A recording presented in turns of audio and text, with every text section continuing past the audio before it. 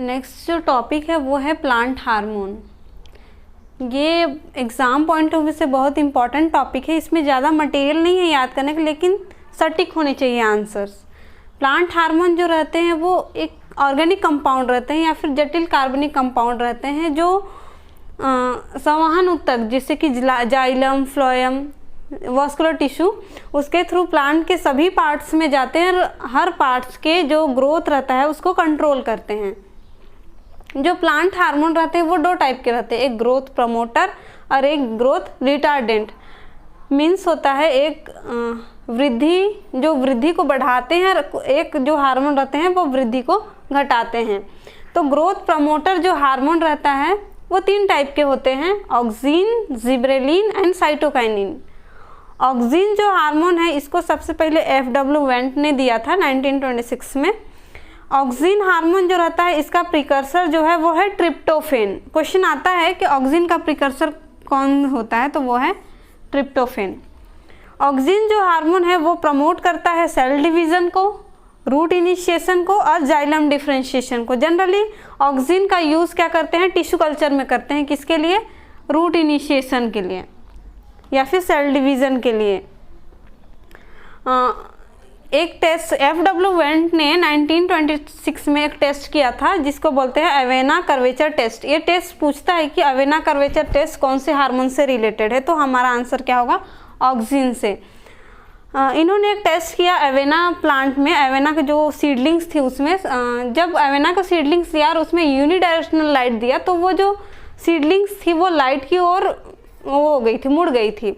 लेकिन जैसे ही उसने हेड को, टॉप पार्ट को जो है सीडलिंग का हटा दिया, फिर यूनिडायरेक्शनल लाइट दी तो वो जो उसका पार्ट था, बचा वाला पार्ट, वो मुड़ा नहीं।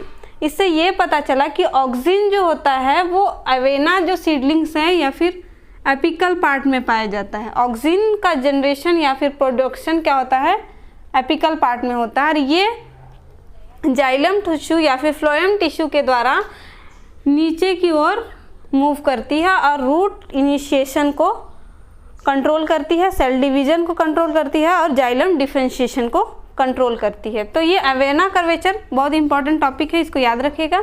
नेक्स्ट जो हार्मोन है वो है जिब्रेलिन। इसका प्रिकर्सर जो रहता है वो है IPP। जिब्रेलिन जो हार्मोन है, जो सीड होता है उसमें जर्मिनेशन के टाइम फूड मटेरियल के मोबिलाइजेशन में हेल्प करता है और ये स्टेम इलोंगेशन का भी काम करता है और पॉलन ट्यूब के जो ग्रोथ उसको भी प्रमोट करता है। नेक्स्ट जो हार्मोन है वो है साइटोकाइनिन। ये सारे हार्मोन ग्रोथ प्रमोटर हार्मोन है। इसका जो प्रिकर्सर है वो है आइसोप्रीन। ये साइटोकाइनिन भी सेल डिवीज़न को प्रमोट करता है और सूट फॉर्मेशन को प्रमोट करता है। साइटोकाइनिन का एक एक्सपेरिमेंट किया गया था जिसको रिचमंड लैंग इफेक्ट करते हैं। साइटोकाइनिन क्या करता है, सेनेसेंस को डिले करता है। एक पेट्री प्लेट्स लिए थे मिलर और स्कूग ने। एक जो पेट्री प्लेट्स थे उसमें लीफ रख के उसमें थोड़ा साइटोकाइनिन डाले और एक को सिर्फ प्योर वाटर में रख दिए। तो जो साइटोकाइनिन डला वाला जो पेट्री डिश था उसमें जो लीफ ग्रीन ही रही, जबकि प्योर वाटर वाला जो लीफ था वो येलो हो गया था। इससे ये पता चला कि जो साइटोकाइनिन जो है वो सेनेसेंस को डिले करता है। नेक्स्ट जो हमारा हार्मोन है वह ग्रोथ रिटार्डेंट हार्मोन है। ग्रोथ रिटार्डेंट हार्मोन के अंतर्गत इथिलीन और ABA आते हैं। इथिलीन का जो प्रिकर्सर है वो है मिथियोनिन। इथिलीन क्या करता है, स्टिमुलेट करता है फ्रूट राइपनिंग को, इंड्यूस करता है लीफ एंड फ्लावर सेनेसेंस को। नेक्स्ट जो है ग्रोथ रिटार्डेंट, नेक्स्ट जो हार्मोन है वो है एब्सिसिक एसिड। एब्सिसिक एसिड का भी प्रिकर्सर IPP है। एब्सिसिक एसिड क्या करता है, बड एंड सीड डोरमेंसी को बढ़ाता है, लीफ सेनेसेंस को बढ़ाता है और प्रमोट करता है एब्सिसन लेयर के फॉर्मेशन को, जिसकी वजह से प्लांट की लीफ झड़ने लगती है। इस प्रकार ये प्लांट हार्मोन का जो टॉपिक है वो कंप्लीट होता है। जैसे कि इससे पहले फोटोसिंथेसिस देखे थे जिसमें कि एनर्जी का प्रोडक्शन हुआ था ग्लूकोज के फॉर्म में। उस ग्लूकोज को प्लांट यूज़ करते हैं प्लांट की जो एक्टिविटी होती है उसमें। तो ग्लूकोज को तोड़ने के लिए प्रोसेस है ब्रेकडाउन ऑफ ग्लूकोज। तो ग्लाइकोलिसिस एक क्रेब्स साइकिल जिसको हम लोग क्या बोलते हैं, रेस्पिरेशन प्रोसेस। रेस्पिरेशन दो प्रोसेस में कंप्लीट होता है, एक ग्लाइकोलिसिस होता है, एक क्रेब्स साइकिल्स होता है। तो फर्स्ट जो साइकिल है रेस्पिरेशन का है वो है ग्लाइकोलिसिस। ग्लाइकोलिसिस को ईएमपी पाथवे भी बोलते हैं। ईएमपी पाथवे मीन्स 3 साइंटिस्ट थे, अर्नस्ट, मेयरहॉफ एंड पार्नस। ये तीनों साइंटिस्ट मिलके क्या किए, ग्लाइकोलिसिस प्रोसेस बनाए, इन लोग पता किए। फिर एक जो ग्लाइकोलिसिस का जो प्रोसेस है वो सेल के साइटोप्लाज्म में होता है अंडर एनारोबिक कंडीशन। अवायवीय स्थिति में ग्लाइकोलिसिस प्रोसेस होता है।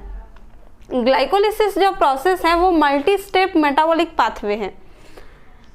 मेटाबॉलिक पाथवे इसलिए बोल रही हूँ कि ग्लूकोज के ब्रेकडाउन के समय बहुत सारे बाई प्रोडक्ट बनते हैं, इसलिए इसको मेटाबॉलिक पाथवे बोलते हैं, नहीं तो ये एनाबॉलिक पाथवे रहता।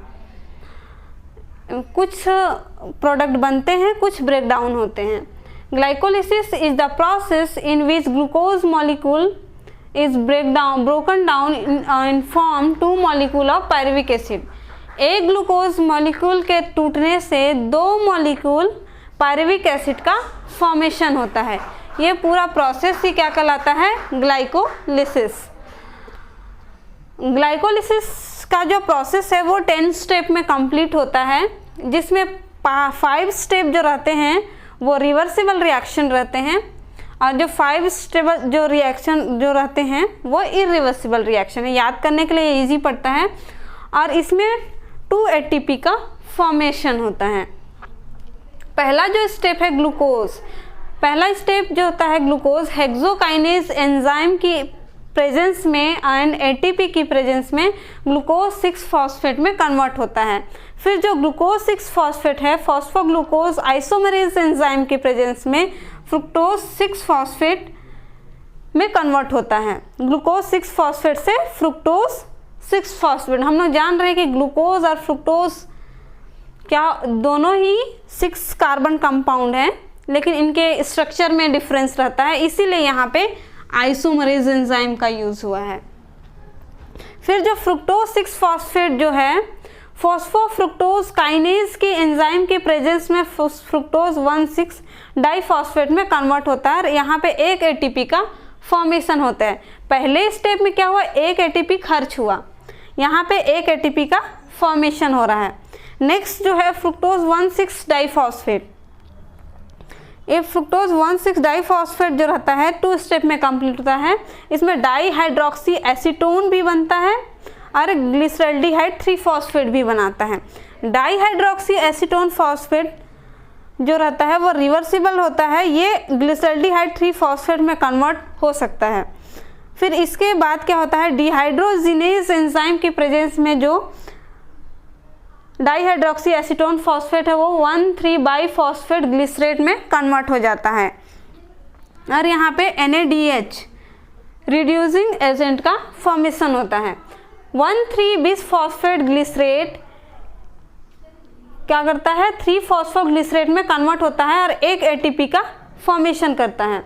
फिर जो है 3 फॉस्फोग्लिसरेट फॉस्फोग्लिसरोम्यूटेज एंजाइम के प्रेजेंस में 2 फॉस्फोग्लिसरेट में कन्वर्ट होता है। 2 फॉस्फोग्लिसरेट या फिर 2 फॉस्फोग्लिसरिक एसिड भी हम लोग बोल सकते हैं। फिर ये जो 2 फॉस्फोग्लिसरेट है वो इनोलेज एंजाइम के प्रेजेंस में फॉस्फोइनोल पाइरुवेट में कन्वर्ट हो जाता है। फॉस्फोइनोल पाइरुवेट काइनेज एंजाइम के प्रेजेंस में 2 पाइरुवेट या फिर 2 मोल्स ऑफ पाइरुविक एसिड में कन्वर्ट हो जाता है और एक ATP का फॉर्मेशन करता है। इस प्रकार एक glucose molecule 2 molecule of pyruvic acid में कन्वर्ट होता है और यह जो ग्लाइकोलिसिस की जो प्रोसेस है वो कंप्लीट होती है।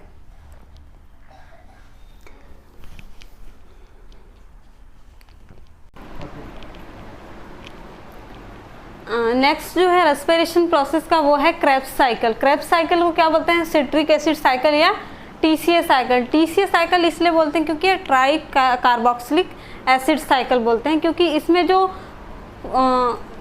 ट्राई कार्बोक्सिलिक मतलब 3 कार्बोक्सिलिक एसिड का फॉर्मेशन होता है। इसमें सिट्रिक एसिड जो साइकिल है या फिर क्रेब्स साइकिल जो है वो माइटोकॉन्ड्रिया में होता है। माइटोकॉन्ड्रिया में अंडर एरोबिक कंडीशन में, मतलब इसमें ऑक्सीडेशन की प्रोसेस, ऑक्सीडेशन और रिडक्शन की प्रोसेस होती है, जबकि ग्लाइकोलाइसिस एनारोबिक कंडीशन था, कंप्लीटली एनारोबिक कंडीशन, उसमें ऑक्सीडेशन की प्रोसेस नहीं होती थी। जो ग्लाइकोलाइसिस से 2 मोल पायरुविक एसिड का फॉर्मेशन हुआ था, उसके आगे पायरुविक एसिड का ब्रेकडाउन होता है। तो पायरुविक एसिड सबसे पहले एसिटाइल कोएंजाइम से जुड़ता है, जिसको एसिटाइल कोएंजाइम क्या है, क्रेब्स साइकिल और ग्लाइकोलाइसिस दोनों के बीच का लिंक रिएक्शन है, इसलिए इसको लिंक रिएक्शन ही बोलते हैं एसिटाइल कोएंजाइम को। जो पायरुविक एसिड है पायरुवेट डिहाइड्रोजिनेज एंजाइम के प्रेजेंस में एसिटाइल कोएंजाइम से जुड़ता है, फिर उसके बाद ऑक्जेलो एसिटिक एसिड से जुड़ के साइट्रिक एसिड का फॉर्मेशन करता है, किसके प्रेजेंस में, साइट्रेट सिंथेज एंजाइम के प्रेजेंस में। साइट्रिक एसिड का जब फॉर्मेशन होता है तो एकोनाइटेज एंजाइम से रिएक्ट करके ये क्या करता है, वाटर रिलीज करता है और सिस एकोनाइटेज का फॉर्मेशन करता है। फिर जो एकोनाइटेज एंजाइम है उसके प्रेजेंस में सिस एकोनाइटेज वाटर को यूज करके आइसोसाइट्रेट का फॉर्मेशन करता है, आइसोसाइट्रेट का फॉर्मेशन करता है। फिर ये जो आइसोसाइट्रेट है वो डिहाइड्रोजिनेज एंजाइम के प्रेजेंस में NADH2 का क्या करता है, रिड्यूस करके क्या करता है, NADH2 का फॉर्मेशन करता है और कार्बन डाइऑक्साइड रिलीज करता है। फिर ये अल्फा कीटो ग्लूटारेट में कन्वर्ट हो जाता है। अल्फा ग्लूटारेट फिर क्या होता है, NADH से रिड्यूस होके सक्सिनिल कोएंजाइम में कन्वर्ट हो जाता है और NADH2 और कार्बन डाइऑक्साइड का फॉर्मेशन करता है। फिर ये सक्सिनिल कोएंजाइम जो है सक्सिनेट कोएंजाइम सिंथेज के प्रेजेंस में सक्सिनेट में कन्वर्ट हो जाता है और यहाँ एक GTP का फॉर्मेशन होता है। इसके बाद जो सक्सिनेट जो है, सक्सिनेट डिहाइड्रोजिनेज एंजाइम के प्रेजेंस में फ्यूमेरेट में कन्वर्ट हो जाता है और FADH2 का फॉर्मेशन करता है। FADH2 भी एनर्जी का सोर्स है। फिर इसके बाद जो फ्यूमेरेट है वो फ्यूमरेज एंजाइम के प्रेजेंस में वाटर का यूज़ करके मैलेट में कन्वर्ट होता है। ये मैलेट जो है मैलेट डिहाइड्रोजिनेज एंजाइम के प्रेजेंस में ऑक्जेलो एसिटिक एसिड में कन्वर्ट हो जाता है और NADH2 का फॉर्मेशन करता है। फिर जो ऑक्जेलो एसिटिक एसिड है वो फिर एसिटाइल को एंजाइम से बाइंड करके सिट्रेज सिंथेज एंजाइम के प्रेजेंस में सिट्रिक एसिड का फॉर्मेशन करता है। इस प्रकार जो है ये क्रेब्स साइकिल कंप्लीट होता है। क्रेब्स साइकिल में डिफरेंट स्टेजेस में डिफरेंट फॉर्म में एनर्जी का प्रोडक्शन होता है। तो हमने पहले देखे ग्लाइकोलिसिस, तो ग्लाइकोलिसिस से लेकर लिंक रिएक्शन क्रेब्स साइकिल तीनों स्टेप में टोटल कितना एनर्जी का प्रोडक्शन हुआ ये हम अभी आगे देखेंगे, क्योंकि क्वेश्चन पूछते हैं कि ग्लाइकोलिसिस में कितना एनर्जी प्रोडक्शन हुआ, क्रेब्स साइकिल में कितना हुआ, लिंक रिएक्शन में कितना हुआ। तो ग्लाइकोलिसिस जो फर्स्ट स्टेप था रेस्पिरेशन का, उसमें जो ग्रॉस 8 ATP का फॉर्मेशन हुआ था, 3 जगह 2-2 ATP का फॉर्मेशन हुआ था, जबकि 2 ATP जो है इलेक्ट्रॉन ट्रांसपोर्ट चैन में चला जाता है। इसलिए नेट जो ग्लाइकोलिसिस में हम लोग को ATP का प्रॉफिट होता है वो 2 ATP का प्रॉफिट होता है। और ग्लाइकोलिसिस में 2 NADPH2 का फॉर्मेशन होता है जो कि इलेक्ट्रॉन ट्रांसपोर्ट चेन से हम लोग को मिलता है। तो NADPH जो रहता है वो 3 ATP के बराबर रहता है। इसीलिए ग्लाइकोलिसिस में टोटल हम लोग को 5 ATP का बेनिफिट होता है। नेक्स्ट जो स्टेप है वो है लिंक रिएक्शन का।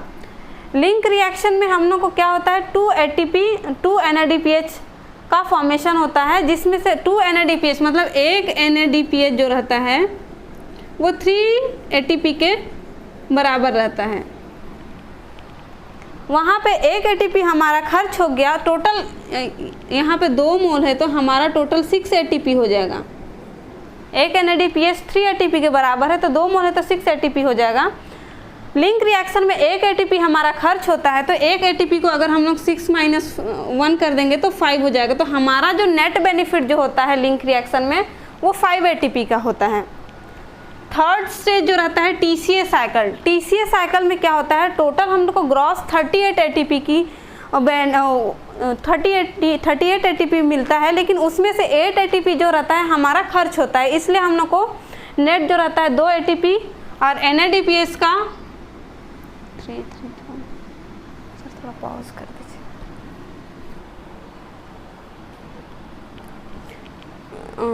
थर्ड स्टेज जो है TCA साइकिल का, इसमें टोटल ATP जब जो प्रोडक्शन होता है उसमें ATP के 2 मोल और NADPH मतलब 5 NADPH थे, तो एक NADPH 3 ATP के बराबर होते थे, टोटल 15 ATP प्लस FADH2 का 1 मोल था वो 3 ATP, तो टोटल हमारा जो ATP हुआ वो है 30 ATP। तो हमारा पूरे रेस्पिरेशन प्रोसेस में हम लोग को नेट 30 ATP का बेनिफिट होता है। तो एक ग्लूकोज मॉलिक्यूल से हम लोग का 30 ATP का फॉर्मेशन होता है।